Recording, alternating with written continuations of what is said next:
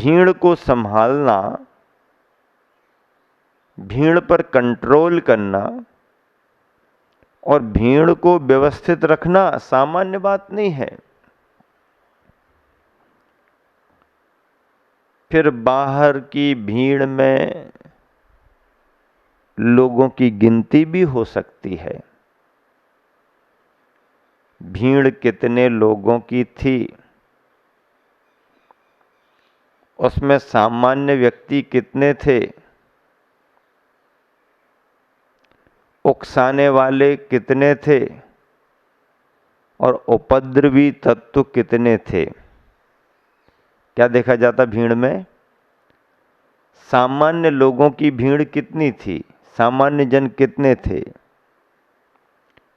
उस भीड़ को उकसाने वाले कितने थे, उकसाने वाले कितने थे, और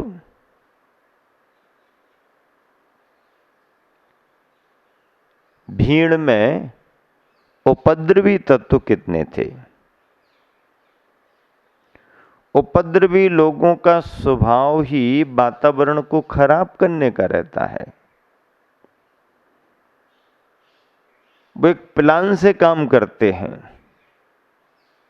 खुरापाती लोग हैं, उपद्रवी तत्व हैं। कुछ शरीफ शराफत से दिखते हैं, लेकिन अंदर अंदर उकसाते रहते हैं, भड़काते रहते हैं। उपद्रवी तत्वों को चाल चलन से पहचाना जा सकता है। शरारती तत्वों को उनके हाव भावों से पकड़ा जा सकता है। लेकिन कई लोग इतने शातिर प्रकृति के होते हैं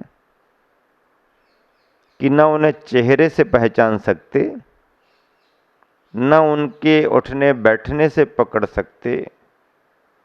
बाहर से इतने सौम्य शांत जैसे दिखेंगे, लेकिन अंदर ही अंदर प्लान करके उकसाते रहते हैं, हवा भरते रहते हैं। ऐसे तत्वों की गिनती अलग होती है। और सामान्य तत्व जिनको कुछ पता ही नहीं, वो इनकी चपेट में आ जाते हैं। तो पब्लिक की भीड़ से जो अव्यवस्थाएं होती हैं और पब्लिक की भीड़ पर नियंत्रण करने के जो उपाय होते हैं, वो तो हम और आपको फिर भी समझ में आता है। लेकिन विचारों की भीड़ कैसी होती है? विचारों की भीड़ से नुकसान कैसे होता है? विचारों की भीड़ में अस्त व्यस्तता, अव्यवस्था कैसे होती है? और यह विचारों की भीड़ कैसे घातक साबित होती है? विचारों की भीड़, क्या बात है।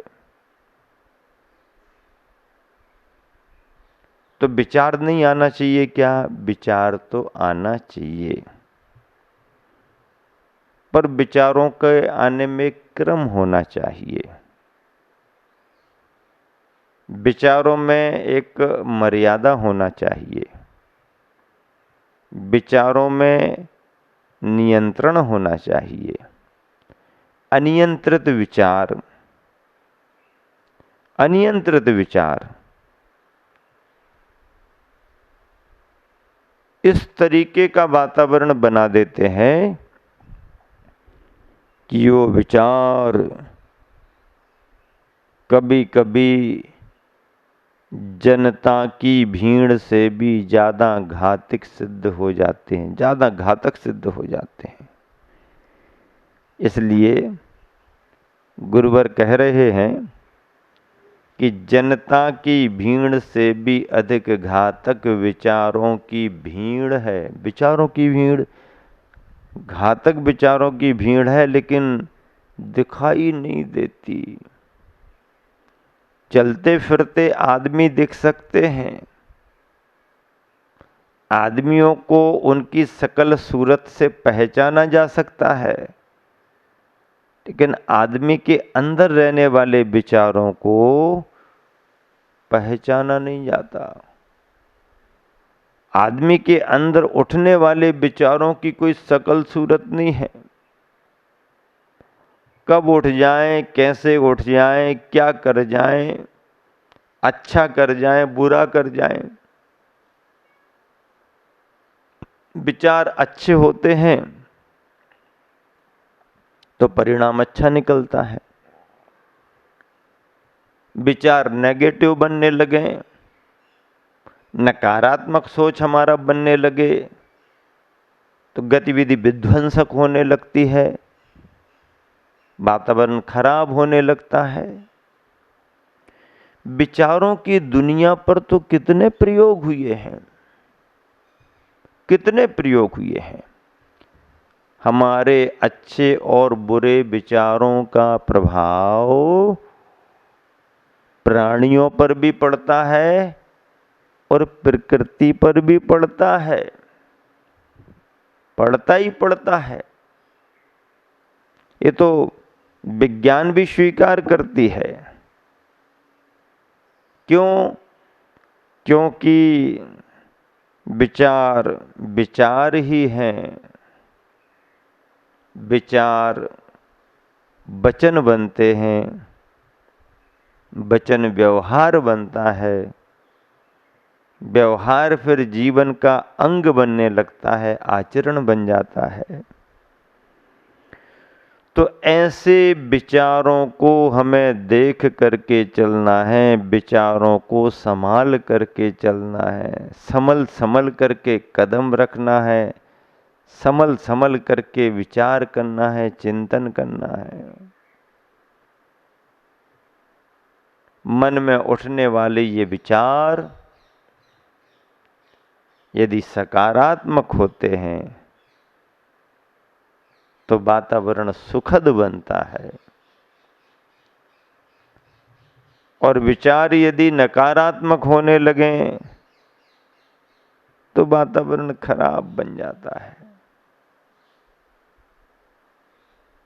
कई बार आपने सुना ना,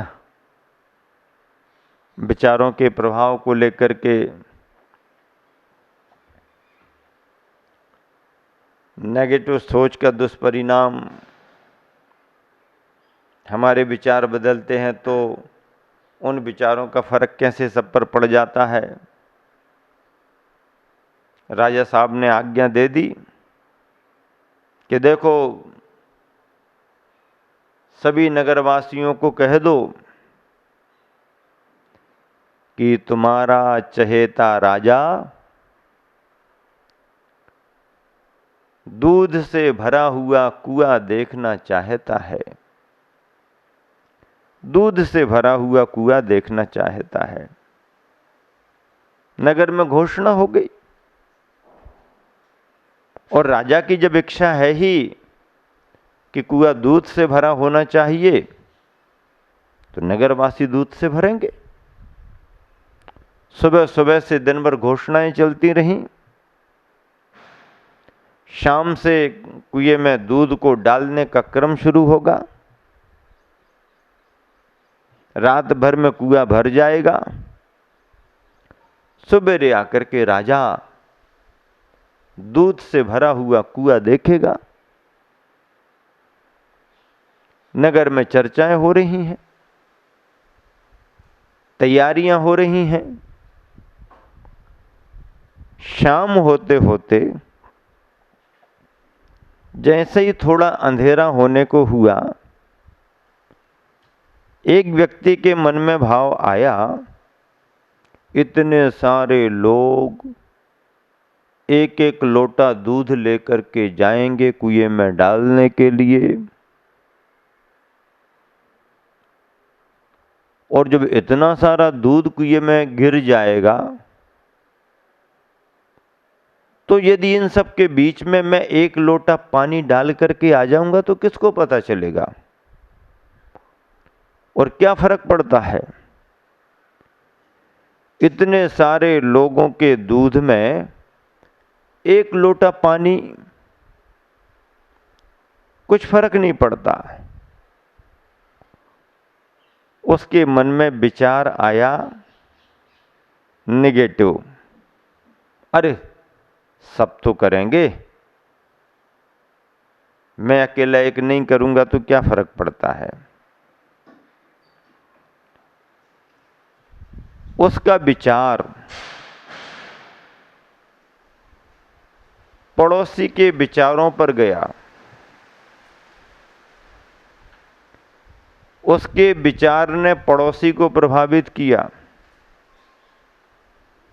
पड़ोसी ने भी यही सोचा, इतने सारे लोग दूध को लेकर के जाएंगे, यदि एकाध लोटा मेरा पानी चला भी जाएगा तो क्या फर्क पड़ता है। और ऐसा करते करते विचारों ने विचारों को प्रभावित किया। एक के विचार दूसरे पर, दूसरे के विचार तीसरे पर, और ऐसा करते करते नगर वाले सभी उन विचारों की चपेट में आ गए। परिणाम क्या निकला? परिणाम ये निकला कि जब राजा प्रातःकालीन वेला में दूध से भरे हुए कुएं को देखने के लिए गया तो राजा को दूध की जगह पानी से भरा हुआ कुआं मिला। राजा को आश्चर्य हुआ और क्रोध भी आया। मैंने आदेश तो दिया था दूध से भरने का, पानी से क्यों भरा गया? जब जानकारी निकाली गई तो ये ज्ञात हुआ कि रात भर में लोगों के विचार बदले और दूध की जगह सभी लोग अपने अपने लोटों में पानी भर करके लाए और कुएं में डाल करके चले गए। बस खुशी उन लोगों को यही रही कि मैंने तो अंधेरे में छिप करके पानी डाल दिया है, किसी को पता नहीं। सबने अंधेरे में जा जा करके छिप छिप करके दूध की जगह पानी डाल दिया। विचारों के प्रभाव ऐसे पड़ते हैं। इसलिए सद्भावना से भर करके हमारे विचार होना चाहिए। जो विचार सद्भावना से भरे हुए होते हैं, प्रकृति के लिए, प्राणियों के लिए वो वरदान हो जाते हैं। आज अपना ही देश क्या, पूरी दुनिया में कोरोना महामारी की चपेट में लोग हैं। शहर के शहर, गांव के गांव, परिवार के परिवार कोरोना से प्रभावित हैं। व्यापार धंधों पर असर पड़ रहा है। नौकरी पेशा पर फर्क पड़ रहा है। खेती किसानी पर फर्क पड़ रहा है। निर्माताओं से लेकर के बाजार में क्रय विक्रय में फर्क पड़ रहा है। अर्थव्यवस्थाएं कमजोर हो रही हैं और प्राणी परेशान हो रहे हैं। ऐसे इस प्रकोप में हम और आप चाहते हैं कि शीघ्र नियंत्रण हो, सभी लोग सुखी रहें, स्वस्थ रहें, पर अपने चाहने पर भी कंट्रोल तो नहीं हो पा रहा। हमारे चाहने मात्र से ये सब दूर तो नहीं हो रहा। दूर हो या ना हो, हम ऐसा विचार तो करते रहें, हम ऐसा प्रयास तो करते रहें। क्यों? क्योंकि विचार और प्रयास भी सफलता की ओर आगे बढ़ने के कदम हैं। और यदि सफलता ना भी मिली तो दुर्भावना तो हमारी नहीं है, सद्भावना ही तो है। और सद्भावना आज नहीं तो कल, कल नहीं तो परसों कभी न कभी फलवती होती ही है। इसलिए रोज सुबह शाम उत्साह के साथ, प्रसन्नता से, भावनाओं से भर करके ये प्रार्थना करो, आराध्य परमात्मा से प्रार्थना करो कि हे भगवान, प्रकृति साम्य हो, प्राकृतिक प्रकोप कहीं न हो, महामारी बीमारियां थमे,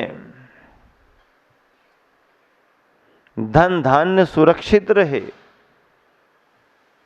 प्राणी सुरक्षित रहें, खाद्य सामग्रियां सुरक्षित रहें,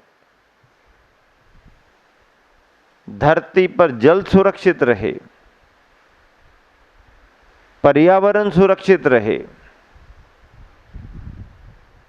इस सबसे प्राणी भी सुरक्षित रहेगा।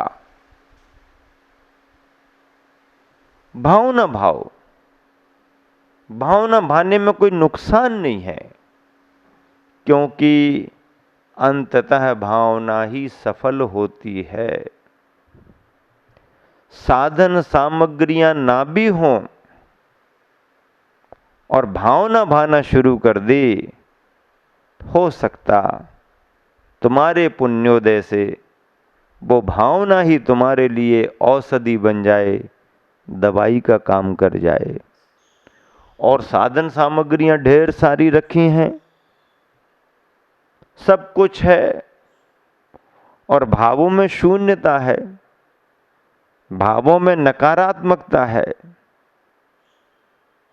भावों में उत्साह नहीं है, भावों में विश्वास नहीं है, तो सारे साधन सामग्रियां भी तुम्हारा कुछ नहीं कर पाएंगे।